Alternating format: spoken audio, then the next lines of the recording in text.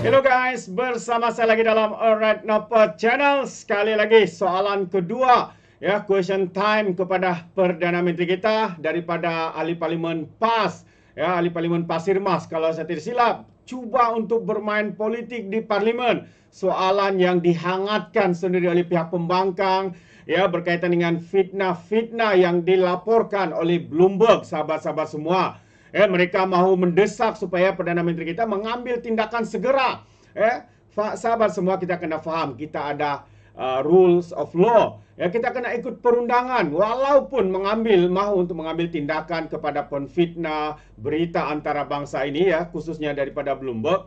Namun seperti mana yang dinyatakan, pihak PRM sendiri menafikan menerima arahan daripada Perdana Menteri. Ya, mereka menafikan tidak ada, tapi perkara ini sengaja dibesarkan, dijadikan isu karena kita tahu pembangkang dan parti PAS, pemimpin PAS ini sudah kehilangan idea. Ya, bukan isu rakyat yang mereka mainkan, tetapi isu-isu fitnah seperti yang dilakukan oleh Bloomberg ini. Satu persoalan, siapakah dalang yang memberikan maklumat, info, fitnah kepada Bloomberg? Itu sepatutnya yang disiasat oleh pihak polis. Walau bagaimanapun kita mau mendengar jawaban tuntas daripada Perdana Menteri kita berkaitan dengan fitnah daripada Bloomberg ini.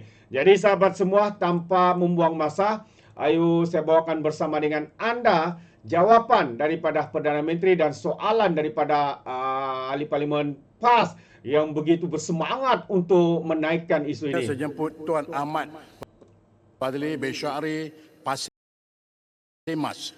Terima kasih Berhormat Tan Sri Yang di-Pertua. Belum terlambat saya mengucapkan tahniah kepada Yang Berhormat Datuk Seri Perdana Menteri yang menerima ahli yang kehormat yang pertama Seri Paduka bagi darjah kebesaran Mahkota Kelantan 2 minggu lepas. Saya minta Perdana Menteri menyatakan apakah kerajaan bersedia mengambil tindakan perundangan terhadap agensi berita antarabangsa Bloomberg berhubung dakwaan campur tangan Perdana Menteri dalam siasatan SPRM sehingga telah mencemarkan imej beliau di dalam usaha memerangi salah guna kuasa dan rasuah. Terima kasih. Silakan Menteri. Terima kasih Pak Mas.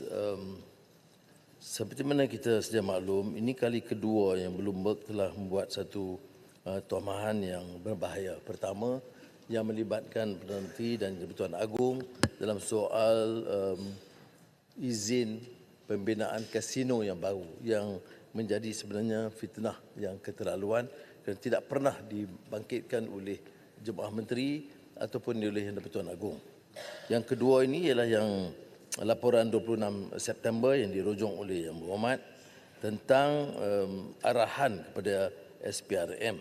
Setakat ini tindakan perundangan sedang diteliti kerana pihak PDRM telah menerima laporan dan telah mengambil beberapa tindakan termasuk wakil Bloomberg dan individu-individu terkait pada 1 Oktober, 8 dan 11 Oktober yang lalu.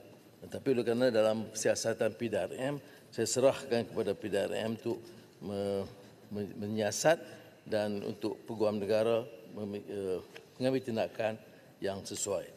SPRM sendiri telah membuat kenyataan yang tegas menafikan tomahan tersebut kerana apa yang berlaku hanya arahan umum yang saya lakukan termasuk di Parlimen bahawa saya mahu SPRM, LHDN, PDRM, badan-badan penguat kuasa bertindak tegas memerangi rasuah secara tegas tanpa tolak ansur dan badan penguatkuasaan memerangi jenayah dengan tegas. Ini yang arahan yang diberikan tetapi tidak melibatkan kes-kes khusus kerana SPRM seperti juga Jabatan Peguam Negara harus bertindak bebas dan telus without fear or favour. Apakah ada tindakan? Tindakan itu tunggu laporan PDRM dan sekiranya didapati kesalahan yang nyata, itu keputusan Peguam Negara untuk mendakwa. Terima kasih Mas. Terima kasih Yang Amat Berhormat Tambun di atas jawapan yang saya rasa cukup meyakinkan, tetapi Yang Amat Tambun ia masih belum lagi dapat cukup untuk meyakinkan rakyat Malaysia bahawa ada tindakan yang serius dalam isu ini. Kerana sebagaimana kita tahu dan saya pun tak suka mengungkit cerita lama, soal campur tangan terhadap siasatan ini telah menyebabkan episod yang tidak seronok di dalam hidup Yang Berhormat Tambun sendiri secara peribadi beberapa puluh tahun yang lepas. Kerana itulah ia perlu ditangani. Tetapi apabila Yang Berhormat Tambun menyebut ini bukan kali pertama, ya, ini bukan kali pertama, ini sudah kali kedua tahun ini dan disusuli oleh kenyataan Yang Berhormat sendiri pada 27 Mac 2024 di mana saya bacakan Anwar semak dengan pembendaraan dakwaan mengenai bekas ataupun mengenai Farhash, individu dinamakan ini. Tetapi hasil semakan ini tidak diumumkan kepada rakyat. Begitu juga dakwaan yang pertama juga pernah pihak polis mengeluarkan kenyataan pada Mei 2024, isu Casino Forest City, polis rekod keterangan petugas portal bahasa Inggeris. Sudah ada siasatan tetapi tidak ada pengumuman dan tidak ada tindakan lanjut. Bahkan rakyat melihat Yang Berhormat sendiri boleh hadir ke pentas diadakan oleh agensi ini tanpa apa-apa masalah. Jadi bila timbul isu yang kedua ini, rakyat mahu tindakan yang tegas dan lebih cepat daripada kerajaan untuk mendakwa agensi ini yang mempunyai pengkalannya di negara kita sendiri. Dan ini bukan sahaja pembangkang Yang Berhormat Tambun. Satu pertubuhan Lawyers for Liberty juga menyebut bahawa mempersoalkan kesungguhan kerajaan dalam menyaman Bloomberg. Bahkan yang diheret kepada siasatan ialah aktivis pro pembangkang, antaranya individu bernama Isham Jalil dipanggil oleh polis kerana menggesa Perdana Menteri menyaman Bloomberg. Jadi saya mohon jawapan yang tegas dan tuntas daripada Perdana Menteri, tekanan secara peribadi daripada Perdana Menteri yang saya yakin insya-Allah rakyat akan bersama dengan Perdana Menteri dalam isu ini. Terima kasih. Silakan. Terima kasih Pak Semas. Saya hormati prinsip tersebut. Cuma saya dah beritahu di sini, kita serah pada PDRM. Dan saya ingat oleh kerana isu ini dibangkitkan, saya percaya PDRM harus buat kenyataan yang tegas, menjelaskan apa yang berlaku pada siasatan. Siasatan itu hanya terlibatkan kepada orang yang disebut. Siasatan juga itu memanggil Bloomberg. Wakil Bloomberg memang telah dipanggil mengikut kenyataan PDRM kepada saya. Itu yang saya bacakan. Apa yang berlaku selepas itu saya belum dimaklumkan. Tapi saya setuju dengan Yang Berhormat bahawa hal-hal seperti ini harus terus dan dihebahkan supaya rakyat mengetahui. Soal mengapa saya terus ada hubungan dengan Bloomberg. Ini Bloomberg adalah satu media antarabangsa terkenal. Malah bila kerajaan Qatar mengadakan program dan lawatan rasmi saya ke Qatar baru-baru ini, beberapa bulan lalu, mereka anjur supaya saya hadir sebagai pengucap utama dalam conference yang dianjur oleh Bloomberg. Jadi kita bedakan kerana kita menghormati prinsip media bebas. Kalau ada fitnah kita saman ataupun polis mengambil tindakan khusus tentang itu. Tapi bukanlah kita maknanya harus mengharamkan atau membatalkan semua acara dengan Bloomberg. Jadi bagi saya prinsip itu harus terpakai bagi semua. Yang dibangkitkan soal Farhash itu sudah kalau ada laporan itu wajib disiasat. Tapi SPRM harus bertindak berdasarkan siasatan. Isu dia apa? Syarikat apa? Kes apa? Saya percaya Yang Berhormat Pak Semas tahu bahawa yang dikaitkan itu satu syarikat yang melibatkan Tuanku Sultan, tidak melibatkan Farhash. Kelulusan kontrak yang dikaitkan itu, kelulusan dibuat oleh kerajaan terdahulu. Kerajaan Yang Berhormat, bukan kerajaan saya. Tapi saya tak mau panjangkan kerana ini melibatkan isu-isu yang bagi saya remeh yang melibatkan individu. Kerana kebetulan dia pernah beberapa 4-5 tahun yang lalu staf saya, maka itu dibangkitkan. Tapi saya nak beritahu, kelulusan kepada syarikat itu adalah semasa kerajaan terdahulu. Satu, semasa itu Farhash belum menjadi anggota syarikat tersebut. Tak apa. Ya, ada ini betul. Ada rekod. Saya ini bukan soal politik. Saya hormat jawapan dengan sopan kepada Yang Berhormat Pak Semas yang tanya soalan dengan baik. Saya tidak pertikai. Kemudian syarikat yang berkenaan itu sekarang, ya, itu dimiliki oleh tuanku sebahagian besar sahamnya. Ini tidak ada kemengena dengan saudara Farhaj. Kalau ada pun, dia ikut tender proses biasa. Kalau ada pelanggaran, bawa. Saya bicara di parlimen ini, kalau ada kes, itu disiasat oleh SPRM, dan kalau ada kes, saya tidak langsung menutupnya. Tapi saya tanya kes apa sekarang ni? Cuma dia kata ada kes. Tapi kalau yang dirujuk kes satu yang saya tahu, saya cek file, memang betul diluluskan pada tahun 22 sebelum saya jadi Perdana Menteri dan Menteri Keuangan. Tetapi untuk terus kaitkan kerana dia pernah jadi staf saya rasa kurang adil. Saya rasa jawapan ini bagi saya jelas. Tapi walau bagaimanapun, andai kata ada maklumat yang jelas yang melibatkan sesiapa pun termasuk saudara Farhaj, Datuk Seri Farhaj sekarang ni, dalam kes mana-mana, sila lapor. Dan saya pastikan SPRM tidak akan menutup. Ini saya nak jelaskan supaya jangan menjadi permasalahan kemudian nanti. Baik, saya jemput Ipoh Timur. Terima kasih Tan Sri Speaker, terima kasih Yang Amat Berhormat Perdana Menteri. Kebebasan media dan kebebasan... Ya. Terima kasih Tan Sri. Saya dengan penuh hormat yang merujuk kepada 36(7) Peraturan Mesyuarat nama Seri Paduka Baginda Yang Pertua Agong atau nama Raja-Raja Melayu atau tuan-tuan yang terutama yang di-Pertua Negeri tidak boleh digunakan bagi mempengaruhi majlis mesyuarat. Sepatutnya diberikan teguran. Tidak boleh digunakan bagi mempengaruhi majlis mesyuarat ini semasa berbahas ataupun memberikan jawapan. Ada mempengaruhi keputusan apa-apa dalam bidang ini? Keputusan apa? Tadi semua mendengar Yang Amat Berhormat Perdana Menteri Adakah menyebut. itu mempengaruhi keputusan kita Ya, di sini? Yang Berhormat, dia yang tanya soalan. dalam rangka menjawab dia tanya soalan soalan tak itu. boleh jawab. Saya ingat tidak ada kaitan. Cuma mungkin PM cuma sebut. Disebut Fakta. bukan yang orang lain, yang tuanku punya. Itu dah cukup. Saya ingat tak ada. Teruskan Ipoh Timur. Saya mohon direkodkan. Ya. Terima kasih Silakan, Tan Sri Speaker. Yang Amat Berhormat, kebebasan media dan kebebasan bersuara bersaling kait rapat dan berpisah tiada. Tetapi kebertanggungjawaban harus datang dengan kebebasan tersebut dan kebebasan bersuara harus digunakan untuk menggembeling media, arus perdana ke, legasi ke, surat khabar ke, dan rakyat jelata untuk menyampaikan apa yang baik dan betul dan bukan untuk sampaikan fakta yang autar.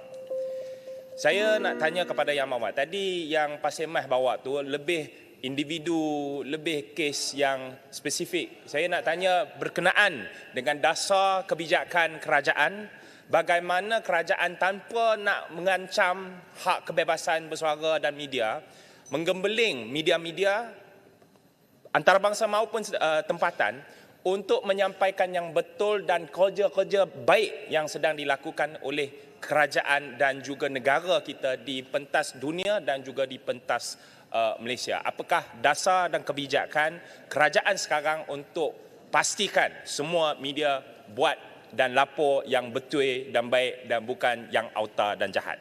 Okey, silakan. Menteri. Ipoh Timur, baru-baru ini dalam sidang Megatrends Khazanah, saya dah sebut patah yang menyebut, sementara kita hormati prinsip kebebasan. Kebebasan mesti dipertahankan. Tetapi kita harus ingat, dan ini juga ada kaitan dengan soal nilai dan akhlak Islam, iaitu total freedom, dengan izin. Total freedom for the wolves. Total freedom for the wolves, yes. Means death for the lambs. Kalau kebebasan penuh kepada singa, serigala ini, maknanya hancur kambing-kambing ni di belasahnya. Jadi oleh demikian, kebebasan itu harus juga melihat apakah digunakan. Seperti mana orang kaya, kalau dihadapkan atau dibuat siasatan dalam kes SPRM umpamanya, dia akan guna dana sama ada membantu pihak-pihak tertentu dan bawa pelbagai bantahan. Polis yang ambil RM3,000, ya, itu didakwa tak siapa pertahankan. Tetapi seorang tauke kaya berbilion, bila dikaut kekayaan begitu besar, ramai yang pertahankan. Ini yang saya sebutkan total freedom for the wolves. Jadi kita sekarang ini mesti jaga supaya kebebasan itu jangan digunakan untuk pertahankan kezaliman atau rasuah dan penyelewengan. Dan kita harus jaga supaya negara ini ada kerukunannya. Ini bukan undang-undang yang saya buat, ini memang dipertahankan sejak kita merdeka. Ya. Cuma kematangan politik dan demokrasi itu harus membawa kita kepada satu keadaan demokrasi yang lebih bebas, yang lebih beri ruang. Dan saya setuju. Cuma sekatan-sekatan itu diberikan untuk mengelak daripada berlakunya kekacauan, huru-hara dan porak-poranda. Terima kasih, Ibu Timo. Ya, akhir saya sebut Bukit Gantang. Terima kasih, Tan Sri Speaker. Yang Amat Berhormat Perdana Menteri, ketegasan kerajaan Malaysia terhadap isu-isu integriti, tata kelola, governance dan rasuah telah mendapat liputan meluas di peringkat antarabangsa. Sebagai contoh, di dalam lawatan negara Yang Amat Berhormat Perdana Menteri di Pakistan dan Bangladesh, saya turut bersama melihat sendiri bagaimana Perdana Menteri Pakistan dan Bangladesh telah menegaskan bahawa usaha kerajaan Malaysia di bawah pentadbiran Yang Amat Berhormat Datuk Seri Anwar Ibrahim untuk memerangi rasuah dan memperkuatkan governance merupakan tindakan yang patut dicontohi.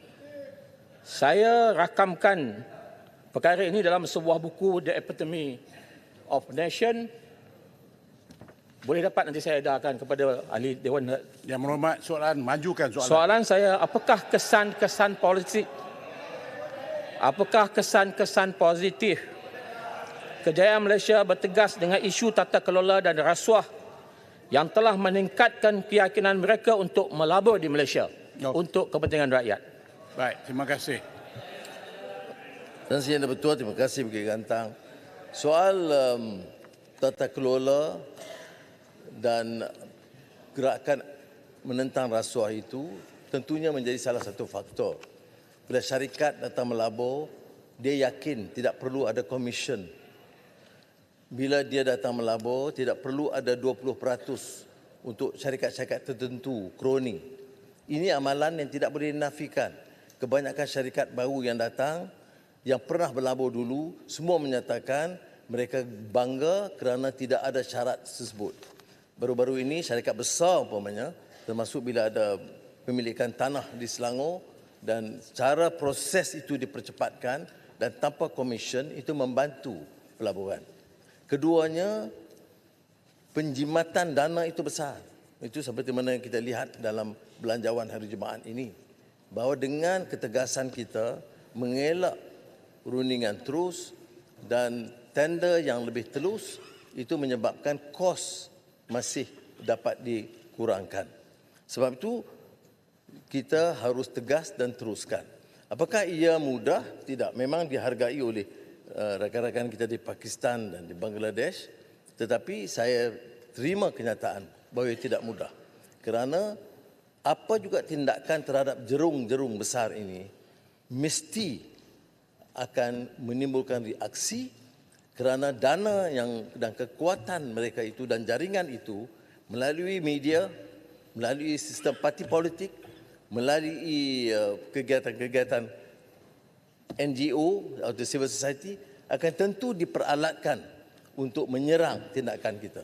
Jadi setiap kali ambil tindakan, semuanya dikatakan itu tindakan berhadap politik. Termasuk kalau ada 200 juta ringgit di rumah atau 5 juta ringgit di rumah, semua dikatakan tindakan politik. Jadi apakah tindakan kita menentang rasuah ini harus memadamkan semua yang simpan 5-6 juta kat rumah tanpa alasan? Baik, Yang Berhormat. Terbaik, itu dia jawapan padu daripada Perdana Menteri kita Datuk Seri Anwar Ibrahim, sahabat semua. Kita percaya mereka menembak, memainkan isu ini. Hakikatnya seperti mana jawapan yang diberi oleh Perdana Menteri, kelulusan itu diluluskan ketika kerajaan PAS dan Bersatu Perikatan Nasional. Mereka ini, adakah mereka ini bangang, bodoh, membuat serangan ya tanpa memeriksa usul periksa? Bila perkara itu diluluskan dan sebagainya, dianugerahkan dan sebagainya. Jadi akhirnya apabila Datuk Seri membongkar perkara ini, mereka terduduk seperti membuat gunung, sahabat-sahabat semua. Apa yang mereka nampak kalau tunduk, najis di bawah mereka. Itulah perumpamannya, sahabat-sahabat semua. Jadi apa pandangan anda berkaitan dengan isu ini? Anda boleh berikan komen ya di dalam ruangan komen. Jadi terima kasih. Izinkan saya untuk mengundurkan diri dan seperti biasa peribahasa mengatakan, tapapun kangkap, 2 ton keinginan. Dalam bahasa Melayunya, tepuk dadah, tanya selera. Sekian saja daripada Alright Napa Channel. Kita berjumpa lagi. Bye-bye.